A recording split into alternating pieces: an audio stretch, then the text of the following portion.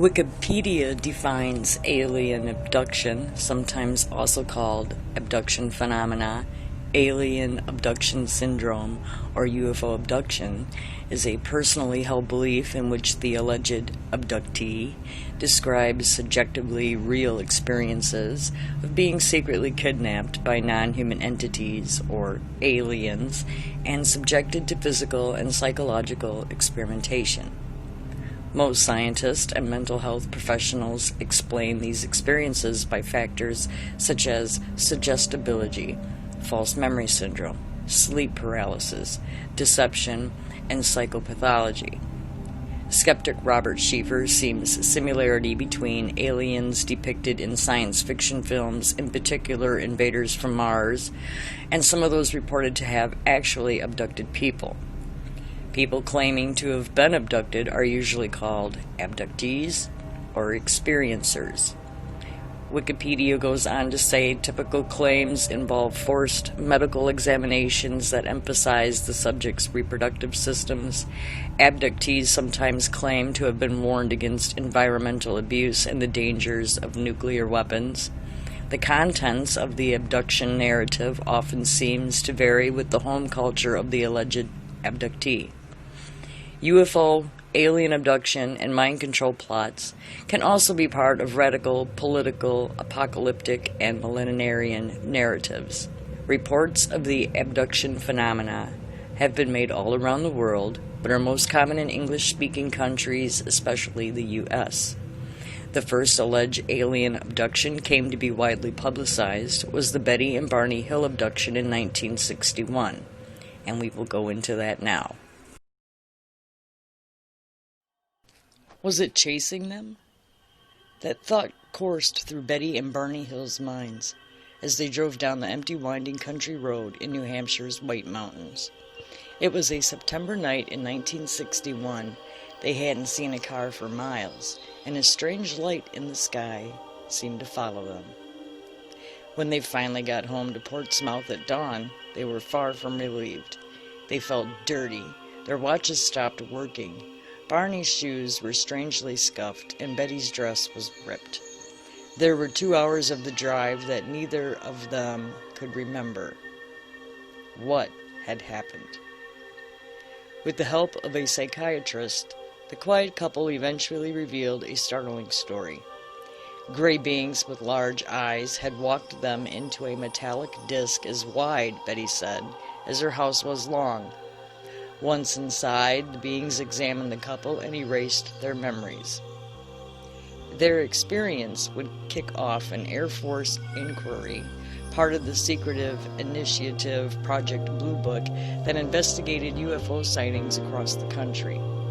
The incident would also become the first ever widely publicized alien abduction account and shape how stories like it were told and understood from then on. Debate continues as to whether the husband and wife were liars, fantasists, crackpots, or simply sleep-deprived people who later recovered seriously scrambled memories, or they were really taken by beings. The Hills road trip was spontaneous, a well-earned break Barney decided the couple needed, as explained in The Interrupted Journey, a 1966 book they collaborated on with author John J. Fuller. Barney worked at a grueling night shift at the post office, driving 60 miles each way. Betty's job handling state child welfare cases was no easier. The little free time this biracial couple had was devoted to their church and activities related to the civil rights movement. After 16 months of marriage, Betty and Barney saw this trip through Montreal and Niagara Falls as their delayed honeymoon. They left so impulsively they had no time to go to the bank before it closed for the weekend. They got in their car with less than $70 in their pockets. On the last night of their 3-day trip, the tired couple sipped coffee in a Vermont diner to recharge before driving back. Barney figured if they pushed through, they could beat the wind and rains from an approaching hurricane. They left the diner around 10 p.m., estimating they could reach their red-framed house in Portsmouth, New Hampshire between 2 a.m. and maybe 3 a.m. at the latest. As they drove, a strange light in the sky gave another reason to hurry. At first it looked like a falling star, but grew larger and brighter with each mile. Barney, an avid plane watcher and World War II vet, was sure they had nothing to worry about. "It's just a satellite," he assured Betty. "Probably just went off course." The light seemed to move with the car as Barney steered down the curving mountain road. The light zigged and zagged, ducking past the moon and behind the trees and mountain ridges, only to reappear moments later. Sometimes it seemed to move toward them in a game of cat and mouse. Had to be an illusion, they thought. Maybe the car's movement made it seem like the light, too, was moving. Curiosity overcame them. The couple pulled over at the road stops and picnic turnouts to get a closer look. Through binoculars, Betty saw that the white light was really an object spinning in the air.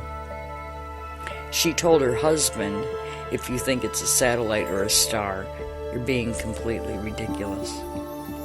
He knew she was right. Barney had an IQ of 140 and noted Fuller in his book. Barney was also a pragmatic man who wouldn't give flying saucers a second thought.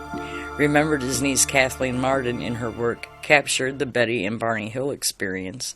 The night was too quiet for a helicopter, a commercial plane, or even military jet with a hotshot pilot. He didn't want to spook Betty, but he was becoming concerned. What was this light, and why was it toying with them?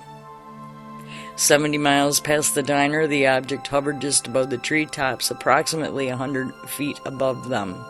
Barney abruptly stopped the car, keeping the engine running, shoved a handgun he'd hidden beneath the seat into his pocket, and rushed into a dark field, leaving Betty in the car alone. What he saw was as big as a jet, but as round and as flat as a pancake. "My God, what is this thing?" he recalled. "This can't be real." Behind rows of windows, gray uniformed beings seemed to look right at him. He tried to lift his hand to his pistol, but somehow he couldn't.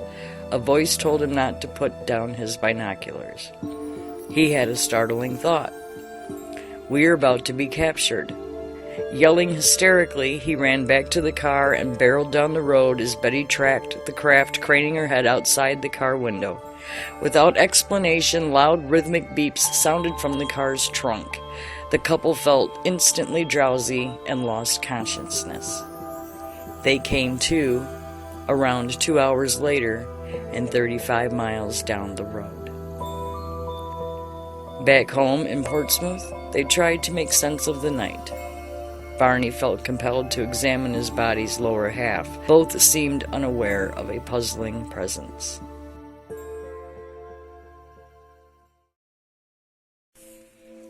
In the weeks and months after, Betty, an avid reader, checked out books from the library discovering the civilian UFO group, National Investigations Committee on Aerial Phenomena, or NICAP. She also reported the sighting to the Air Force, worried about radiation. In coming years, with Betty suffering from disturbing dreams and Barney developing an ulcer and anxiety, the couple sought mental help. The two met with Benjamin Simon, a psychiatrist and neurologist who specialized in hypnosis, a mainstream technique at the time. Through months of weekly sessions, Simon helped the couple piece together what they think had happened. A vessel had landed on the Hills' car, putting them to sleep. Afterward, gray beings walked them up a long ramp and into the spacecraft. Once inside, the Hills were separated, taking turns in an examination room that had curved walls and a large light hanging from the ceiling. Each was asked to climb on a metal table. The table was so short, Barney's legs hung over the side. In the exams, the beings removed Betty and Barney's clothes, plucked strands of their hair, took clippings of their nails, scraped their skin. Each sample was placed on a clear material not unlike a glass slide.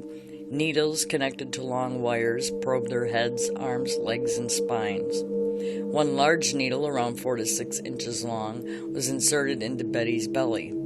This pregnancy test left her twisting in pain. Throughout, a being Barney and Betty called the leader watched from the side. After Betty's examination ended, the beings rushed back into her room, excited. They discovered that Barney's teeth could be removed. Betty laughed, explaining that Barney had dentures, a fact of human aging the beings struggled to understand. Later, alone with the leader, Betty asked where the craft had flown, admitting she knew little of the universe. The being joked with her, saying, "If you don't know where you are, there wouldn't be any point in telling you where I am." Later, under hypnosis, she drew a star map shown to her on the ship. In 1965, the Hills story was picked up by a Boston newspaper. After that, everything changed. The quiet couple's story became the subject of a best-selling book and movie starring James Earl Jones. The upstanding civil servants had become celebrity abductees.